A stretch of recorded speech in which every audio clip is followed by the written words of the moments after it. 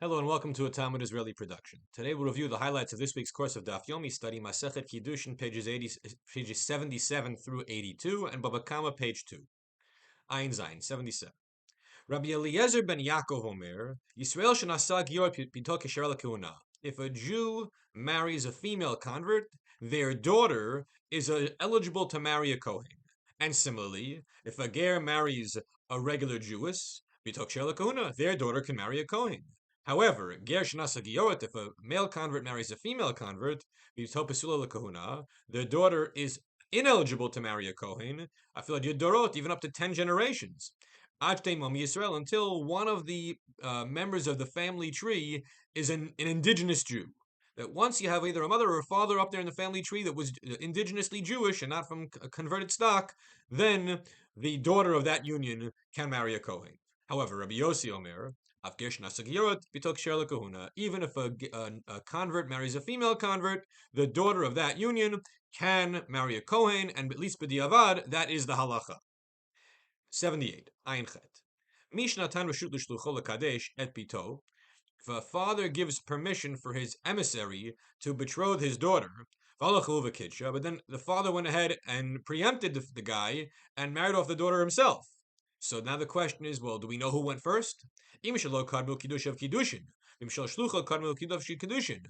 the father acted first to betroth his daughter to someone, then that Kiddushin is valid. And if the agent acted first to betroth the daughter to a different guy, then that Kiddushin is valid. But what happens if we just don't know what time each one happened and who went first?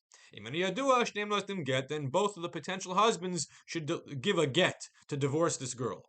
But however, if they would prefer, one can give a get and the other one can be allowed to marry her. Ayin Tet, 79. What happens if a man went with his wife to a faraway province, to China, and then at some time later he returns, but it's him and his wife, ubanav, and sons, okay, children. And he says, the wife that I left with is the same woman you see now. It's the same woman. And the children you see with us, those are her children from me. So do we believe this? The answer is we do believe it. He doesn't have to bring any proof that this is his wife or that these are his children. However, if there's a different permutation of maybe he married while he was overseas or someone died along the way, and we don't have confirmation of what he's saying, he's going to have to bring some kind of evidence that these are either his children or his wife. Okay, pay. 80. A man should not be alone with two women. However, a woman can be alone with two men. Rabbi Shimon Omer, Rabbi Shimon says, no, a man can be alone with two women, provided that his wife is there to restrain him from doing anything inappropriate. So if the wife is one of those two women, then this is kosher. Now, the Gemara continues, Pei Aleph 81.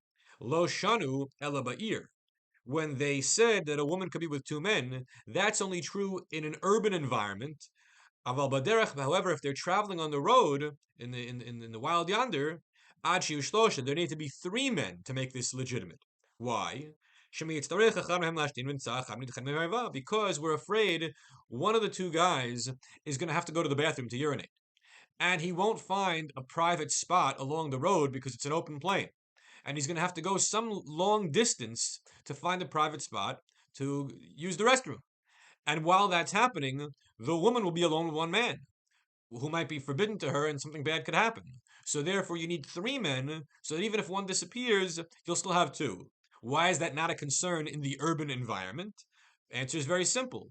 There's almost always a secluded spot behind a building or behind some kind of rubble or a churva that the man will be able to relieve himself and quickly go back to his companions. And so the woman will not be alone with one man for any long stretch of time. Pebet, 82. Tanya. Rabbi Omer, Ein lecha umanut she'overet min ha'olam. This is a very fascinating line. Rabbi is saying here, there is no occupation that departs from the world. In other words, every job will always be relevant and a potential source of parnasa. When we read this line nowadays, in the time of a rapidly changing economy and evolving society, you think to yourself, well, this is silly. Of course, there are jobs that used to be quite popular, but technology has made irrelevant, and nobody studies them anymore, nobody does them anymore. That machinery has replaced human work for many activities. So how could Rebbe say something that's that wrong? Well, the answer is first of all that the Gemara was written at a time when there wasn't tremendous technological change. One generation to the next, one century to the next, things roughly were as they were, without much progress forward in terms of how we organize our society and how we produce things. So crafts and occupations were roughly the same one generation over the next. So I'm not surprised Rebbe would say it. However, if we go to the Rashi, we'll explain that even in a time of changing economics, Rebbe's comment still holds true. Because what does Rashi tell us? Yesh bat sorech, im lo yilamdena zeh yilamdena acher. So what Rashi is saying is that Rebbe didn't mean every job sticks around forever. It means if there's a tzorech, if the society does need someone to do this, whether it's an illustrious occupation or a very low level occupation, something which doesn't bring a lot of prestige. But the bottom line is the world needs someone to do it. If you don't learn it, someone else will learn it. Basically, every necessary economic function will be filled by market forces. And if I don't do it, someone else is going to do it. So I might as well do it if it's going to give me a parnasa. That's the explanation. Bava Kamma, Daf Bet. We're now out of Kiddushin, Mazel Tov, Siyum, we go to Bava Kamma. Daf Bet, we see the following. Divrei Torah, midivrei Kabbalah le'alfinan. We're not going to derive an explanation for words of Torah, divrei Torah, from divrei Kabbalah. What are divrei Kabbalah? So Kabbalah doesn't mean the Zohar or Kabbalistic writings. That's a later understanding of the word Kabbalah. Kabbalah means received tradition, but in Talmudic jargon it means the Nevi'im and the Ketuvim. So in general, we don't learn halachot or mitzvot from divrei Kabbalah because Nevi'im were not supposed to initiate or innovate in religion.